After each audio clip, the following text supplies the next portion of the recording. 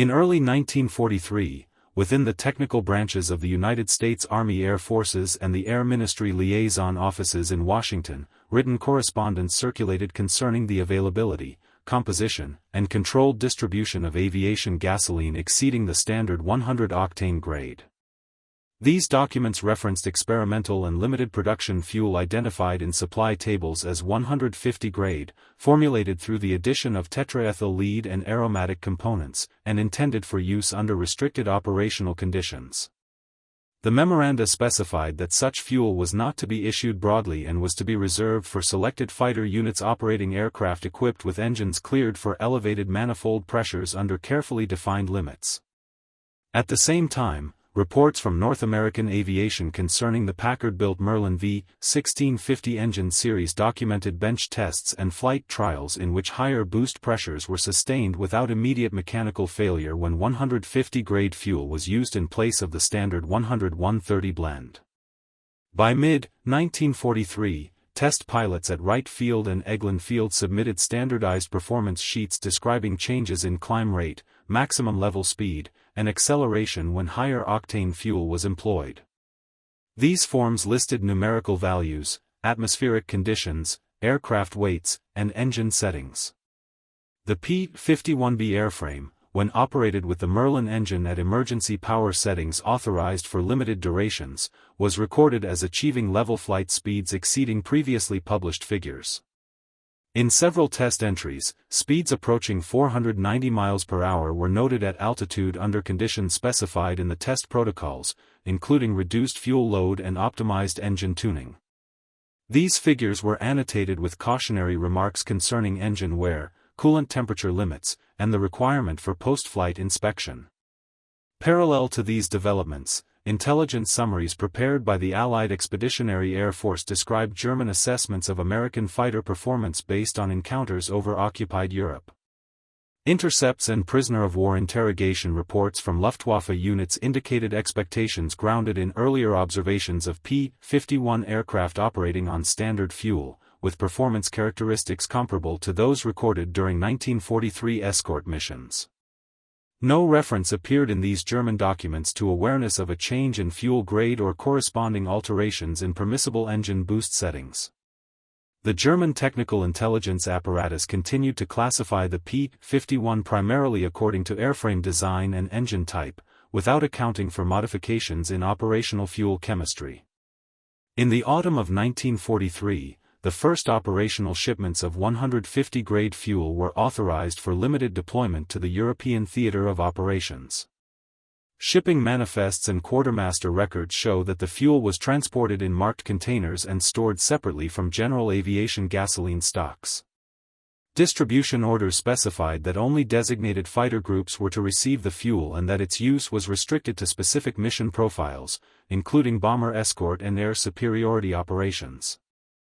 Maintenance units received technical bulletins detailing revised engine handling procedures, including maximum allowable boost pressures, mixture settings, and time limits at emergency power. As these procedures were implemented, operational mission reports from 8th Air Force fighter groups began to include performance data consistent with earlier test results. Combat reports filed after escort missions over Germany in late 1943 and early 1944 recorded instances in which P-51 pilots were able to close distance on German fighters during level flight or shallow climbs at altitudes above 20,000 feet. These reports described airspeeds and engine settings using standardized terminology, without commentary beyond the factual description of maneuvers and outcomes. In several cases, pilots noted the use of higher manifold pressure settings made available by the new fuel, recorded in the appropriate sections of the mission debriefing forms. Maintenance logs from the same period documented increased inspection requirements and a higher incidence of engine component replacement, particularly spark plugs and supercharger-related parts. These logs included serial numbers, flight hours, and specific discrepancies observed during post-mission checks. The documentation reflected adherence to the technical orders governing the use of 150 grade fuel, including mandatory cooling periods and limits on cumulative time at elevated boost. No evaluative language appeared in these records, they consisted solely of procedural entries and corrective actions. German fighter units operating Bf-109 and Fw-190 aircraft during this period continued to file combat reports describing encounters with American escort fighters. These reports, preserved in unit war diaries and summarized in Luftwaffe operational assessments, often noted the difficulty of disengaging from American fighters at high altitude and high speed. The language used remained within the formal reporting conventions of the Luftwaffe, listing altitudes, airspeeds estimated by instrument or observation, and the sequence of maneuvers. There was no mention of a change in American fuel quality, nor of any revised technical assessment explaining the observed performance. By early 1944, Allied operational planning documents incorporated assumptions regarding the extended escort range and sustained high-speed capability of the P-51. These documents, issued as operational directives, specified rendezvous points, cruising altitudes, and contingency procedures based on the recorded performance of escort fighters. The directives did not attribute these capabilities to a single factor but reflected the data available at the time. Fuel allocation tables attached to these plans continued to show restricted quantities of 150 grade fuel assigned to specific units and missions. In January and February 1944, additional flight test reports were generated following minor modifications to the P-51 airframe and cooling system. These reports again included trials conducted with 150 grade fuel, recording speeds near the upper range previously noted. Test conditions were documented in detail, including ambient temperature, barometric pressure, and aircraft configuration. The reports were circulated among engineering and operations staff without public release. Simultaneously, intelligence summaries prepared from captured German documents and ongoing intercepts showed no corresponding adjustment in German fighter deployment or tactics specifically addressing an increase in American escort fighter speed. German production and development reports focused on incremental improvements to existing aircraft and on new designs still undergoing testing. Fuel shortages within Germany were increasingly noted in logistical reports, but these documents did not connect fuel quality issues to enemy aircraft performance. During the spring of 1944, as preparations for large-scale operations over Western Europe intensified, the operational use of 150 grade fuel expanded modestly within the constraints of supply. Revised technical orders were issued, superseding earlier versions and adjusting permissible engine settings based on accumulated operational experience. These orders were written in directive language, specifying exact parameters and inspection requirements, and distributed through established channels to group and squadron level. Mission reports from this period continued to reflect the performance envelope made possible by the higher-grade fuel. Entries describing air combat, interception, and escort duties consistently listed airspeeds and climb rates that aligned with the higher figures recorded in test documentation. The reports maintained a neutral tone, focusing on the sequence of events, mechanical operation, and mission completion status. German operational losses and claims during the same period were recorded in daily situation reports. These documents listed aircraft lost, causes were known, and pilot status. Some reports included remarks about enemy fighters exhibiting sustained speed at altitude, but such remarks were not expanded upon with technical analysis. The documentation remained descriptive and immediate, consistent with wartime reporting practices. By June 1944, the logistical system supporting Allied air operations had established routine handling procedures for 150 grade fuel at selected airfields. Storage records, safety bulletins, and fire prevention instructions accompanied these procedures. Ground crews recorded fuel type in aircraft servicing logs prior to missions where elevated engine settings were authorized. These logs formed part of the permanent aircraft record. Throughout this period, German intelligence assessments continued to rely on earlier performance estimates and visual identification guides. Training materials for Luftwaffe pilots, updated periodically, did not reflect a revised maximum speed for the P-51 beyond the ranges previously established. No captured document from this time indicated foreknowledge of the specific effects of 150 grade fuel on American fighter performance. Operational correspondence from Allied headquarters in late summer 1944 referenced the continued use of high-octane fuel under controlled conditions. These communications addressed supply constraints, prioritization among units, and the need to balance performance benefits against engine maintenance demands. The language remained administrative and procedural. Combat and escort operations carried on under these conditions through the remainder of the year. The documentary record from this period consists of mission reports, maintenance logs, technical orders, and intelligence summaries, each reflecting the circumstances and knowledge available at the time of writing. Within these records, the use of 150 grade fuel and the resulting performance of the P-51 appear as documented facts recorded in the course of ongoing operations, without interpretive commentary or reference to expectations held by opposing forces. From late summer into early autumn 1944, operational documentation from fighter groups assigned to the 8th and 9th Air Forces reflected a stable pattern in the regulated employment of high-octane aviation fuel.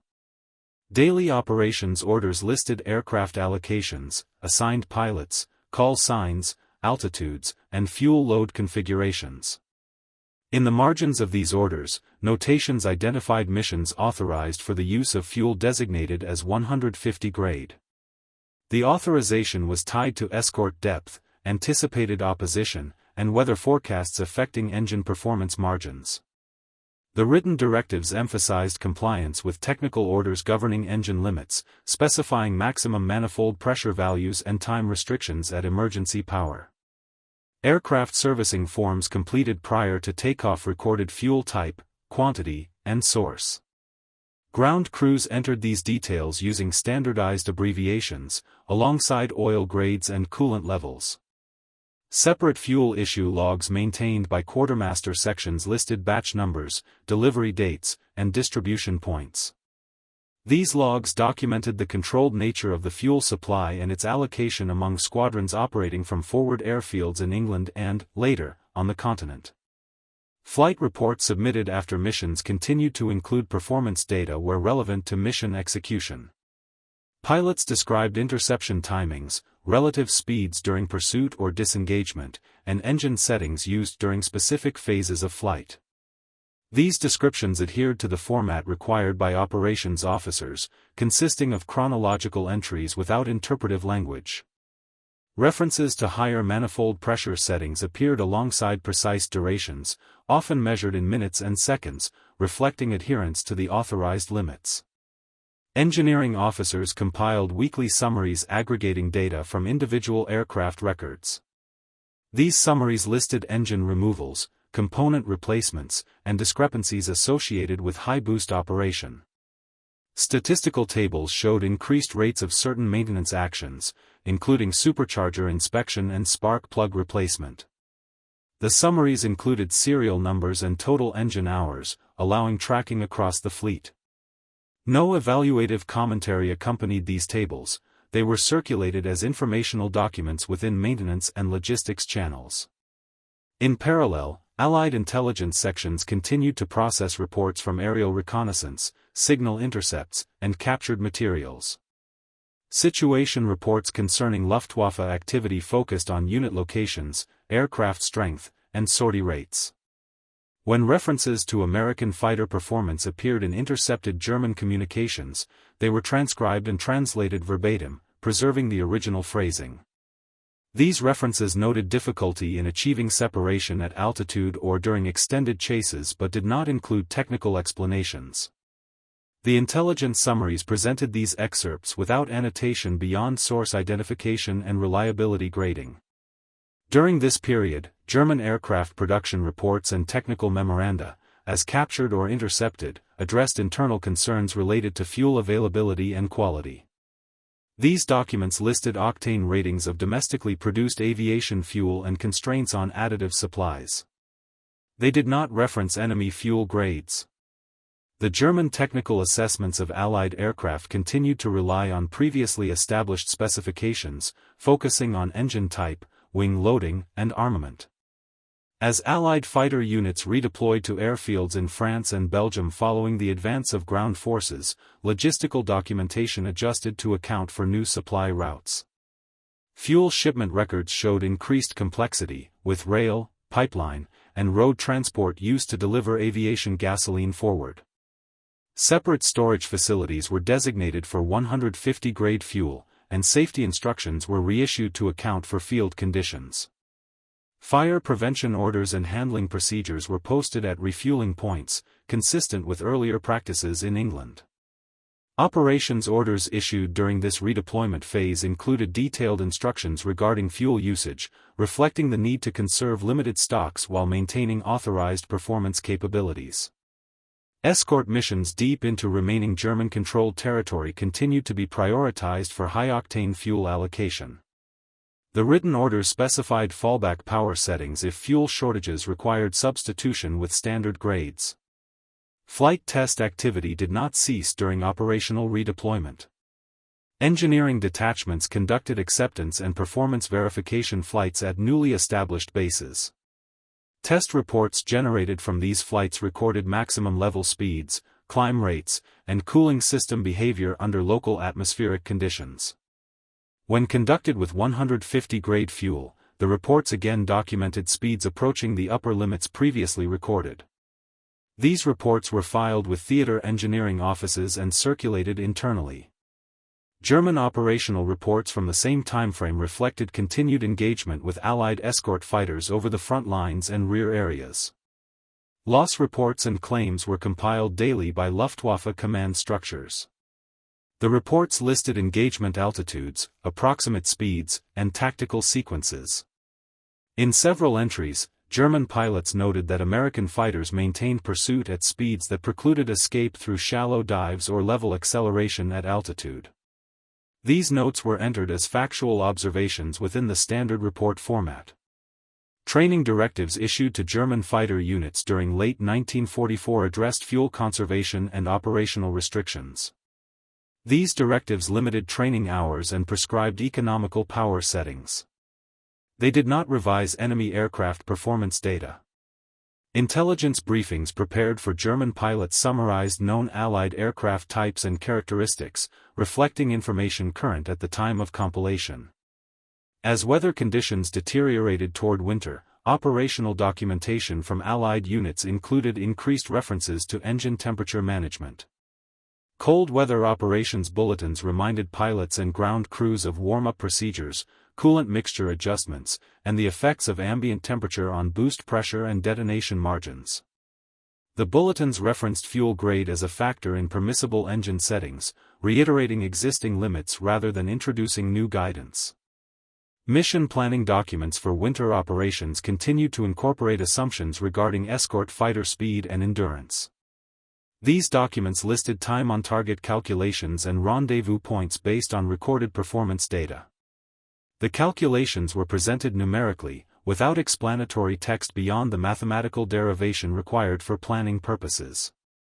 In December 1944, during periods of intensified German air activity, including concentrated fighter operations, Allied mission reports reflected increased engagement rates. Combat reports continued to document engine settings and airspeeds where relevant to pursuit or evasion.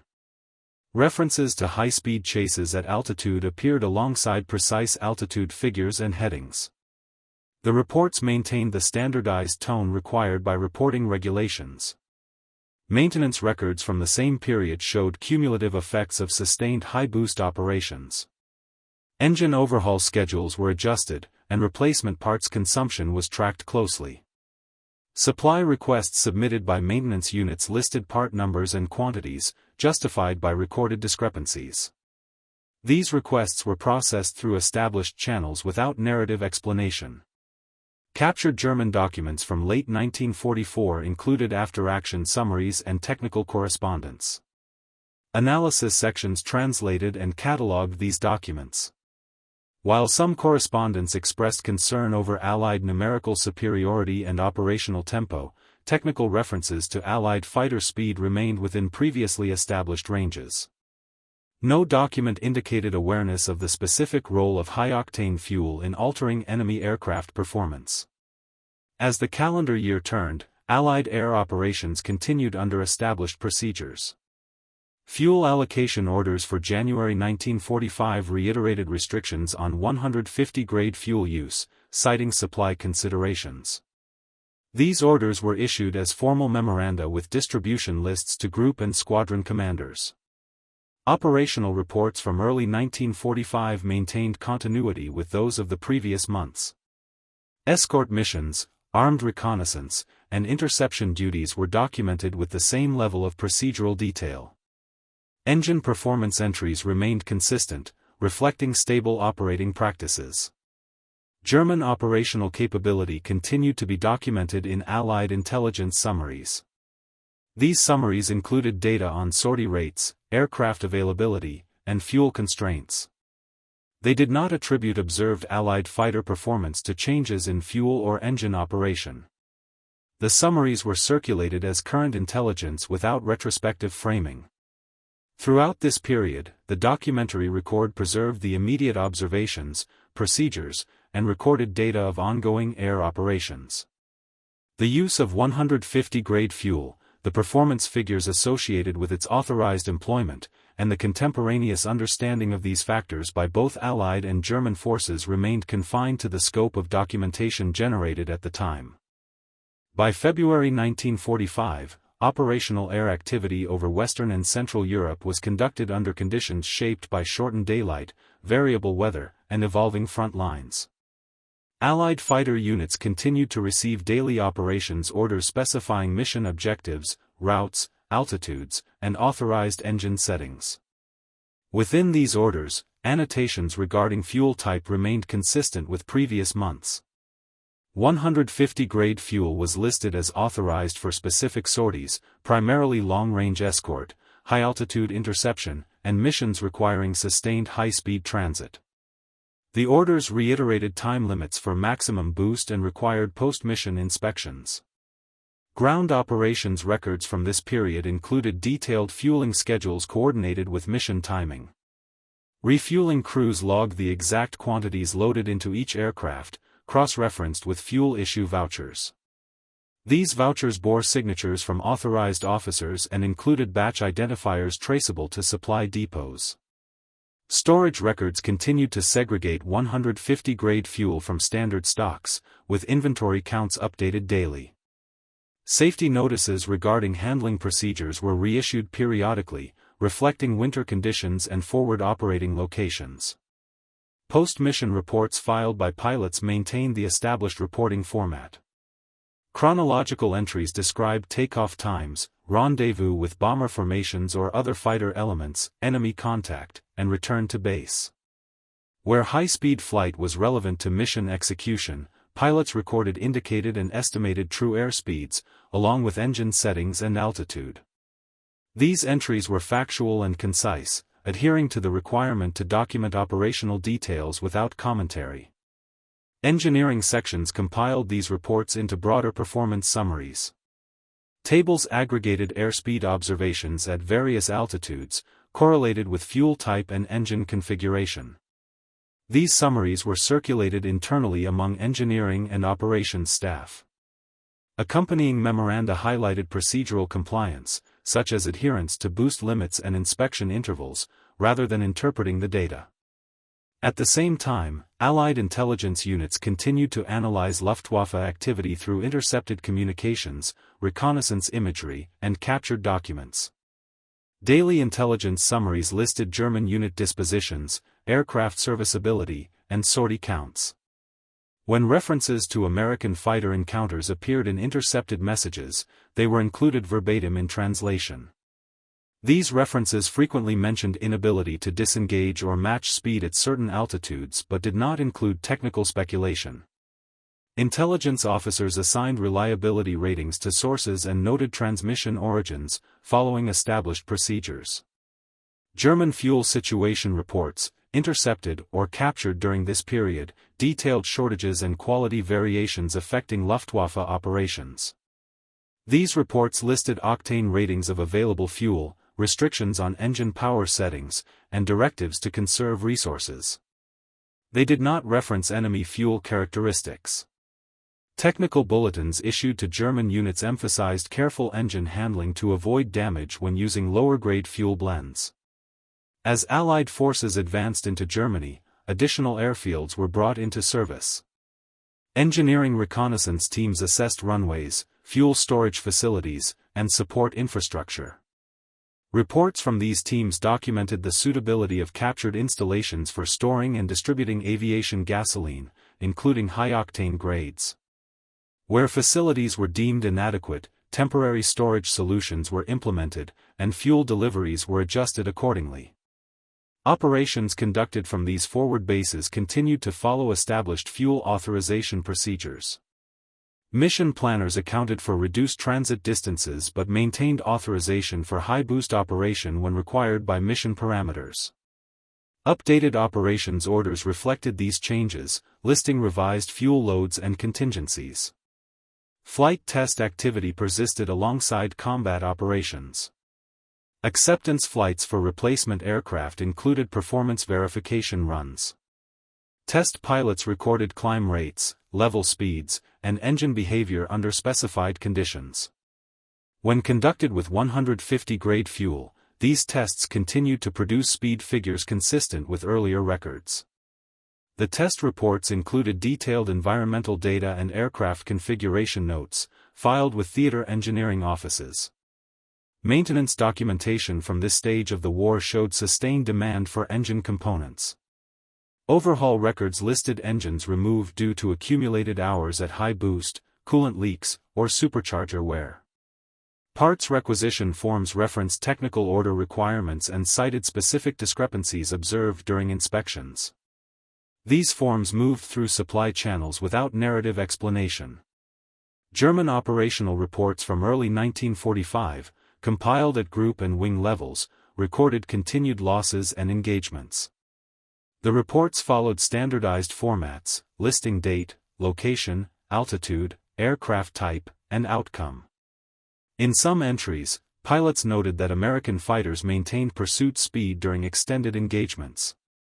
These notes were included as factual observations within the report structure. Training activity within the Luftwaffe remained limited due to fuel constraints. Directives issued during this period prescribed minimal flight hours and emphasized ground instruction. Enemy aircraft recognition materials were updated sporadically but did not reflect revised performance assessments for American fighters.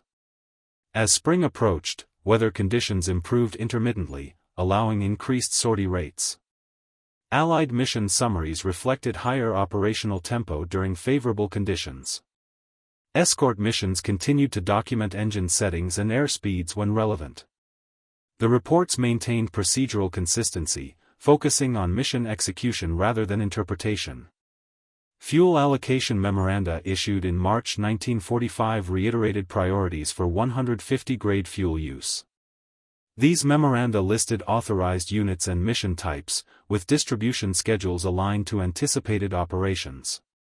Supply officers acknowledged receipt and confirmed storage arrangements in return correspondence. Intelligence summaries from this period continued to note German limitations in fuel and aircraft availability. They did not attribute Allied fighter performance to specific technical factors beyond those already documented. The summaries were circulated daily to operational commanders as current intelligence. As Allied ground forces penetrated deeper into German territory, air operations shifted toward armed reconnaissance, close escort, and interception of remaining German aircraft. Mission orders reflected these changes, listing shorter ranges but continued authorization for high-performance operation when required. Fuel usage logs adjusted accordingly, showing variations in consumption patterns. Maintenance units adapted inspection schedules to operational demands. Records showed increased frequency of checks following missions involving extended high-boost operation. Inspection reports listed findings in standardized terminology, including component condition and corrective actions taken. Captured German airfields yielded additional documents, including maintenance logs, fuel records, and technical correspondence. Allied intelligence teams catalogued these materials, translating and summarizing them. While the documents detailed German operational challenges, they did not indicate awareness of the specific impact of high-octane fuel on Allied aircraft performance.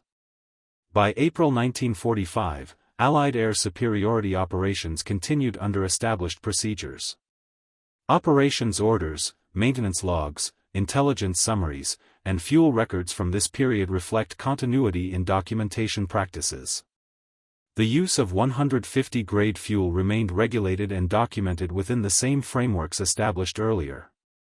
Throughout these months, the written record preserved the immediate operational reality as recorded by those responsible for planning, flying, maintaining, and analyzing air operations. The documentation reflects procedures followed, observations recorded, and resources managed in the course of ongoing military activity, without commentary beyond what was required for operational and administrative purposes. In the second half of April 1945, daily operations orders issued by fighter commands in the European theater continue to specify mission objectives centered on armed reconnaissance, escort of medium bombers, cover for ground forces, and patrols against remaining German air activity. Route cards attached to the orders list turning points by coordinates and prominent terrain features, with alternate landing fields designated along the advance of Allied ground forces. Weather sections appended to these orders provide cloud base estimates, visibility, and forecast winds at operating altitudes. Fuel authorizations remain annotated in the same manner as in earlier months, with 150 grade fuel listed for sorties requiring extended high-speed cruise, rapid climb to intercept, or anticipated engagement at higher altitudes under conditions allowing use of elevated boost. The orders reiterate the time limits for authorized emergency power settings and include a requirement that pilots report any use of high boost in the post-flight forms. At forward airfields in Germany and in newly secured areas of the Netherlands and Denmark approaches, engineering and service groups maintain fuel storage and distribution under field conditions. Quartermaster and air service records list inbound deliveries of aviation gasoline by convoy and railhead, with quantities recorded in gallons and linked to depot issue numbers. Separate storage for 150 grade fuel is maintained where possible, using marked tanks or segregated drums. Inventory sheets include daily tallies of receipts, issues, losses, and remaining stock. Safety instructions are posted at refueling points and reiterated in written bulletins circulated to ground units, emphasizing grounding procedures, fire guard requirements, and control of open flames and electrical hazards in refueling zones. Fuel sampling logs record routine checks for water contamination and sediment, with test results noted and corrective actions entered when necessary. Aircraft servicing forms continue to show fuel type and load quantities per aircraft serial number.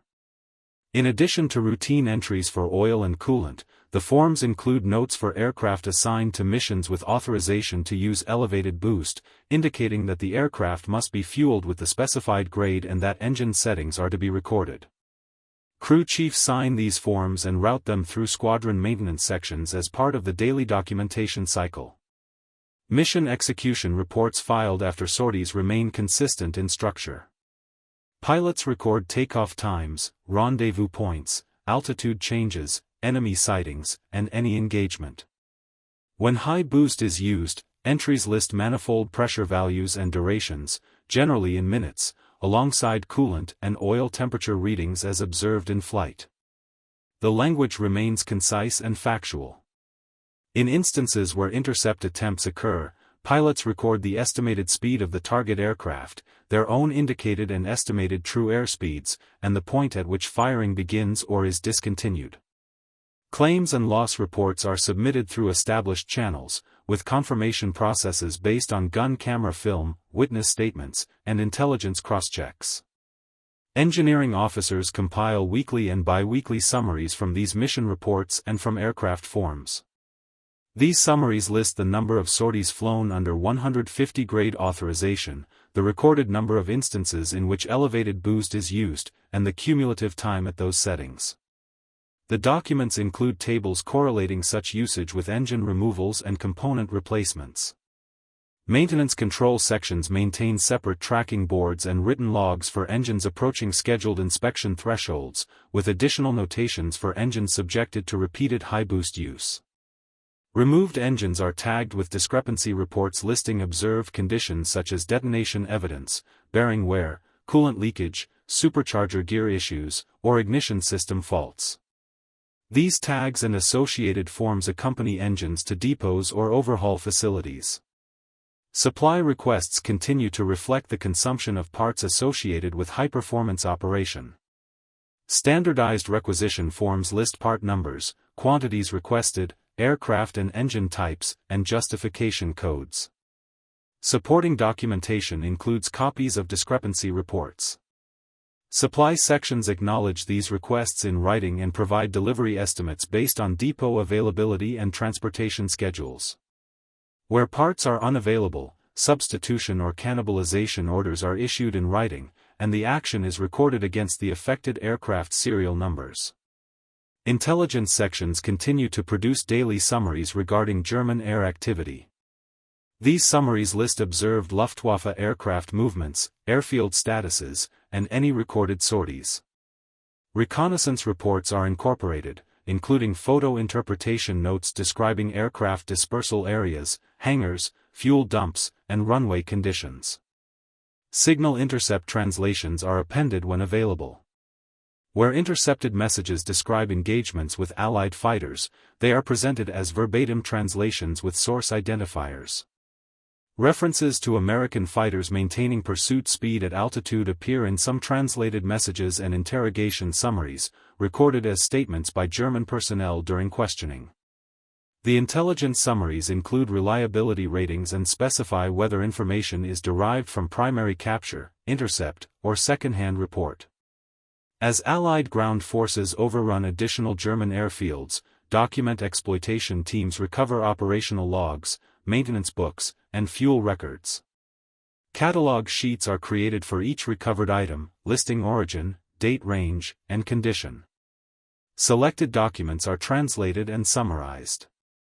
German fuel records recovered at airfields list the types and quantities of fuel stored, delivery dates, and issuing procedures. Where fuel quality is discussed in German records, entries describe octane ratings and operating restrictions for German engines.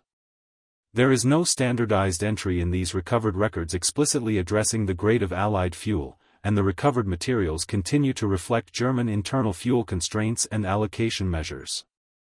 Where German units note enemy fighter performance, the entries remain descriptive, listing altitudes, estimated speeds, and tactical sequences. During late April, Allied air operations include escort of transport and liaison flights moving command personnel and critical supplies. Operations orders include these escort assignments, specifying holding points and radio procedures. Fuel authorization remains mission-specific, with 150 grade reserved for sorties where performance margins are required.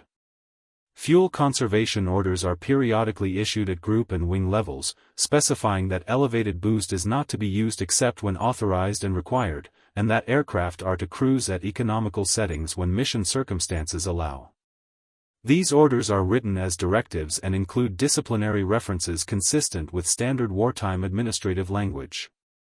In the final days of April and early May 1945, operations orders begin to include amendments reflecting changes in enemy activity. Patrols are adjusted in altitude and route based on decreasing reported Luftwaffe sortie rates. The orders continue to require readiness for intercept, and units remain tasked with armed reconnaissance against ground targets where authorized. Fighter-bomber missions are documented with target descriptions, ordnance loadouts, and results reported through strike reports. These strike reports record target coordinates, visual assessment of damage, and any observed anti-aircraft fire. Engine setting data is recorded when relevant, particularly for aircraft using high-speed approaches and withdrawals. On May 8, 1945, communications received through command channels reference ceasefire conditions in Europe. Units receive written instructions governing flight activity under the new conditions, including restrictions on offensive operations and procedures for continued patrols where ordered. These instructions are distributed in written form through group and squadron operations offices, and acknowledgements are recorded. Airfield logs reflect changes in daily sortie rates, with a reduced number of operational missions and increased emphasis on administrative flights, liaison movements, and aircraft transfers. Fuel issue logs show adjustments in consumption consistent with the reduction in combat sorties, with continued accounting for 150 grade fuel stocks and controlled issue. Following the change in operational status, maintenance and engineering sections initiate inspection cycles for aircraft and engines. Written orders direct that aircraft previously subjected to frequent high-boost operation are to receive detailed inspection in accordance with applicable technical orders. Inspection forms list checks of cylinder compression, ignition components, coolant system integrity, and supercharger function. Findings are recorded in standardized terminology, and corrective actions are logged. Where engines are removed, removal records list the reason for removal and the associated inspection findings. Depot-level maintenance planning documents begin to reflect increased throughput for overhauls and refurbishment of aircraft that have accumulated high flight hours during sustained operations. Logistical correspondence addresses the disposition of fuel stocks. Quartermaster memoranda list current inventories of aviation gasoline by grade and identify storage sites. Instructions are issued regarding the consolidation of fuel supplies, transfer of stocks to designated depots, and continued segregation of high-grade fuel. Where transport capacity is limited, priority lists are issued in writing. Fuel sampling continues, and quality control logs record test results as part of routine storage management. Operational intelligence sections shift emphasis toward airfield security, identification of unauthorized aircraft movement, and monitoring of surrender and transfer procedures. Briefing sheets prepared for pilots and ground personnel list recognition signals, flight corridor restrictions, and procedures for intercept and escort of aircraft not complying with orders. These sheets are distributed as typed memoranda. Intelligence personnel continue to process captured documents, with cataloging and translation continuing as materials are gathered from airfields, depots, and administrative centers. Administrative flight operations increase. Ferry flight orders are issued to move aircraft from forward fields to consolidation points. These orders list aircraft serial numbers, pilot assignments, route segments, and refueling stops. Fuel authorization for these flights is typically standard grade, but records show that 150 grade fuel remains available at certain depots and is issued under controlled circumstances for specified transfers where performance requirements or engine settings dictate. Fuel issue vouchers for such flights are retained in unit files. Engineering offices compile theater-level summaries of aircraft performance and maintenance status. These summaries include tables listing mission counts, aircraft availability rates, and engine change statistics. Where 150 grade fuel is referenced, the summaries list quantities received and issued, and note compliance with authorization procedures. The language remains administrative and procedural, oriented toward current management of resources and equipment. At airfields and depots, training and familiarization flights are conducted under new directives. Written guidance restricts aerobatics and high-power operation unless required for test or acceptance purposes. Test flights continue for aircraft undergoing maintenance or modification. Performance verification flights remain documented, including maximum power checks where authorized. When conducted with 150 grade fuel, the test sheets record manifold pressure settings, RPM, coolant temperature behavior, and observed airspeeds in specified conditions. These sheets are filed with the aircraft records and forwarded to higher engineering echelons as required. In May 1945, movement orders address redeployment planning for selected units. Administrative directives list personnel movements, equipment packing requirements, and shipping schedules. Within these directives, supply instructions include the disposition of aviation fuel and lubricants, with emphasis on secure storage, accurate accounting, and transfer to designated authorities. Where 150 grade fuel remains in stock, the directives specify that it is to remain segregated and that issue is to continue only under written authorization. German air personnel and equipment are processed under surrender procedures, with intelligence units conducting interviews and collecting technical data. Interrogation summaries are written in standardized format, listing name, rank, unit, aircraft type, and responses to specific questions. Where interviewees describe engagements with Allied fighters, their statements include observations of speed, climb, and tactics. These statements are recorded without added commentary. Some summaries include mention of American fighters maintaining high speed at altitude and during extended pursuits. The summaries do not present a technical explanation for these observations within the recorded content, they remain limited to the interview format and the questions asked. Captured technical materials, including German engine manuals and fuel specifications, are examined by Allied technical intelligence personnel. Reports from these examinations list fuel grades used by German aircraft, additive availability, and operating restrictions. These reports are distributed within technical intelligence channels. They do not reference Allied fuel production details beyond what is already known within Allied logistic documentation, and they remain focused on captured German technical information. Within Allied units, pilot debriefings continue in abbreviated form for the reduced number of operational sorties. Debriefing forms still include sections for engine usage, with checkboxes and handwritten notes indicating whether emergency power is used. Where pilots conduct test flights or ferry flights requiring higher power settings, the use is recorded, and maintenance personnel review these records during post-flight inspections. Airfield operations logs show changes in daily rhythm, with fewer scramble alerts and more scheduled administrative movements. Control tower logs list takeoffs and landings, aircraft types, and incidents such as radio failures or weather diversions. Fuel logs remain active, reflecting continued need for accurate accounting even under reduced operational tempo. As May progresses, consolidated reports address the condition of aircraft fleets at specific bases.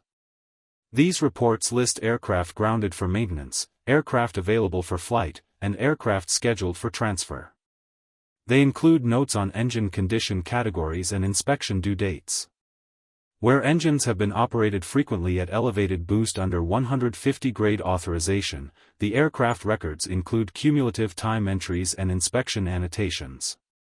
Throughout this period, the documentation continues to reflect procedures and recorded observations as they are generated.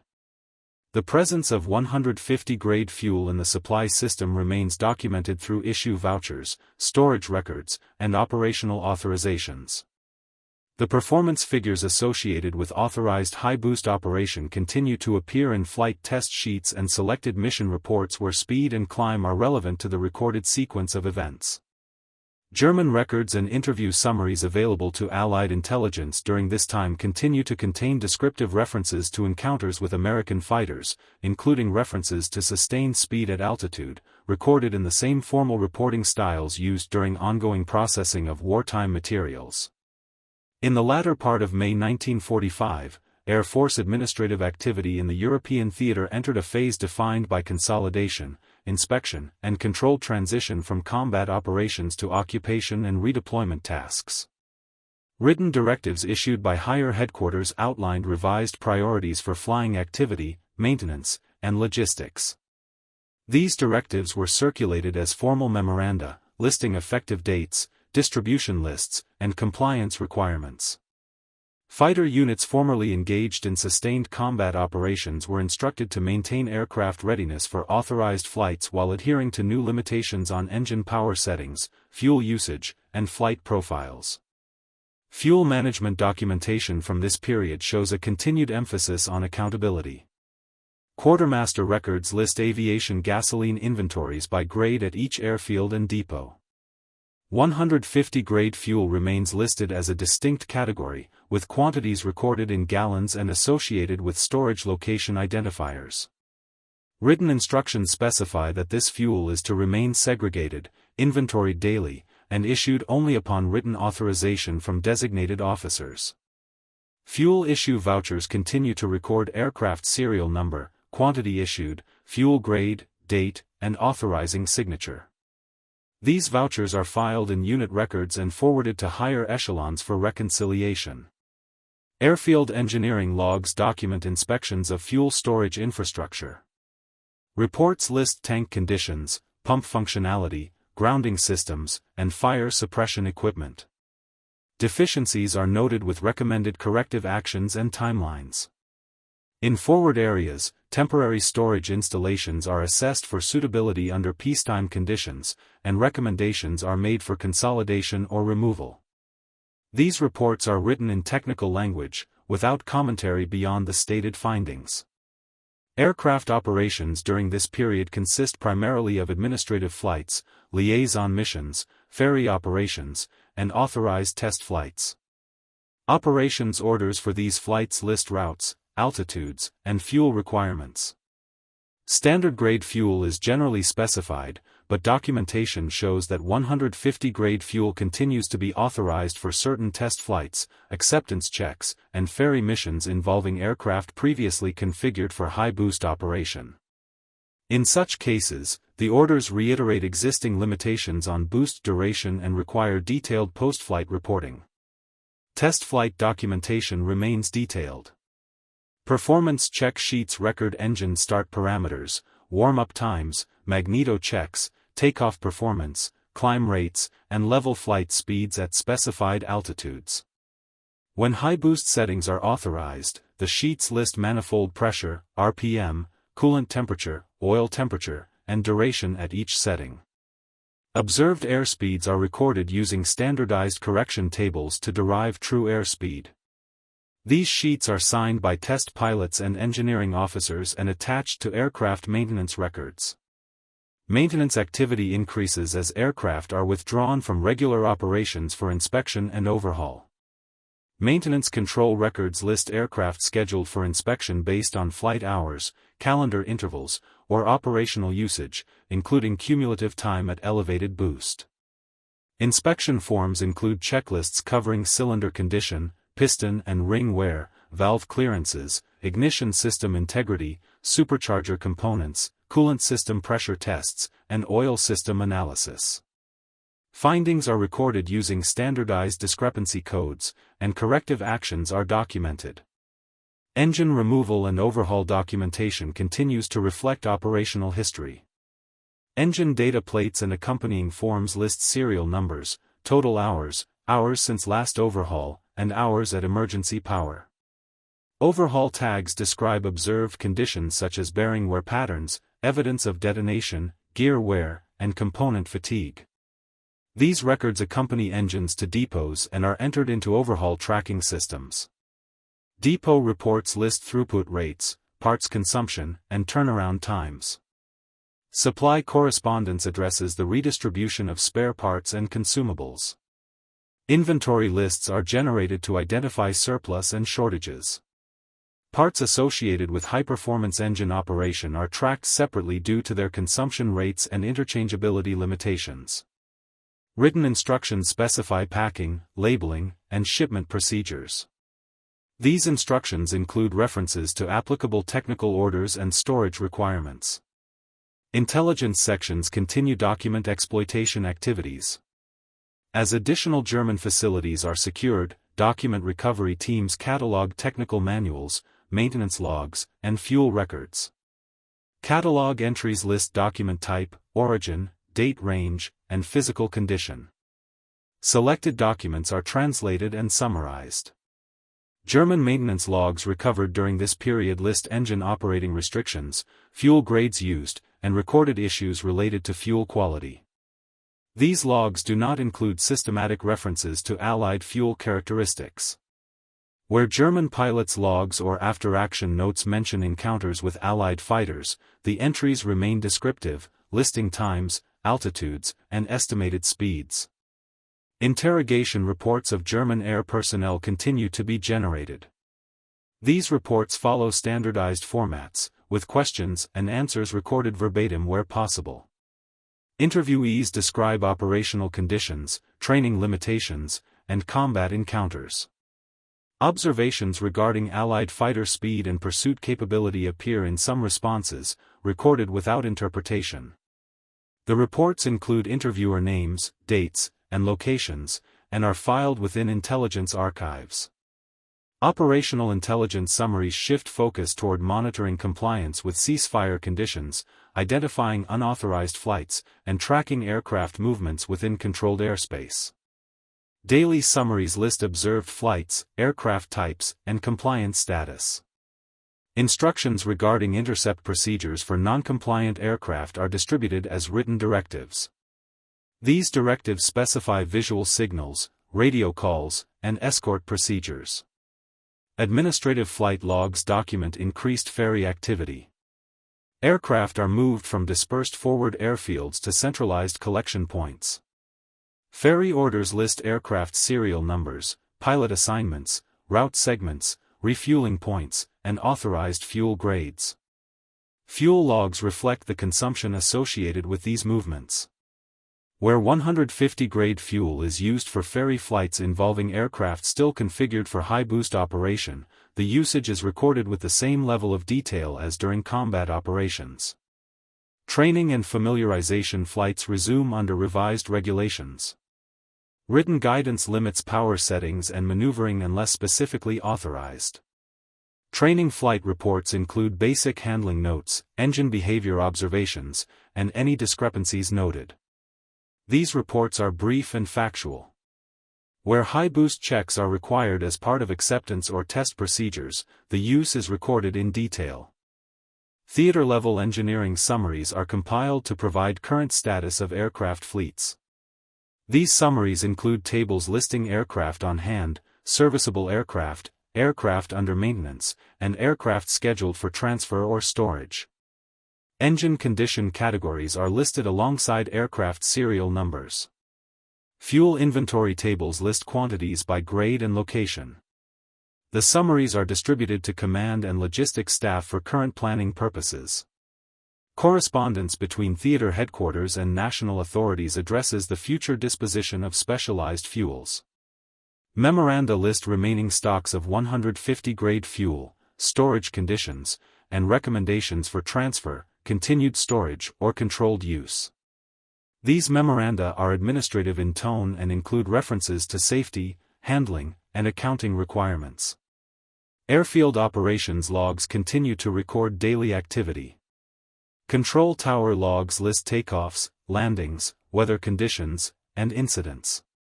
Maintenance shift logs record work completed, outstanding discrepancies, and personnel assignments. Fuel logs record daily issues and remaining stocks. These records are maintained as part of routine operations. By June 1945, documentation reflects a stabilized operational environment. The procedural frameworks established during combat operations remain in effect for record-keeping, inspection, and supply management. The presence of 150 grade fuel in the system continues to be reflected in storage records, issue vouchers, and technical orders. Performance figures associated with its authorized use remain confined to test sheets, acceptance flights, and recorded mission data where applicable.